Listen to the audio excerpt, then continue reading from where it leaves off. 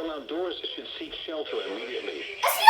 If you can hear thunder, southwestern Morgan County in north-central Georgia, northwestern Putnam County in central Georgia, northeastern Jasper County in central Georgia, until 4:30 p.m. 4%. Wind north at 12 miles an hour. Pressure was 30.1 and falling. The forecast for the metropolitan See you Thursday morning. 60 miles per hour without even quarter-size hail. Source, radar indicated. Impact. Oh my goodness.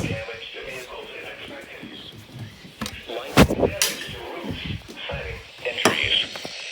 Locations impacted include Madison, Shady Dale, Godfrey, Central Georgia Experiment, St. and Farrar. For your protection, move to an interior room on the lowest floor of a building. If you see wind damage, hail or flooding, wait until the storm has passed, and then call the National Weather Service toll-free at 1-866-7-634-466 or tweet us your report at NWS Atlanta.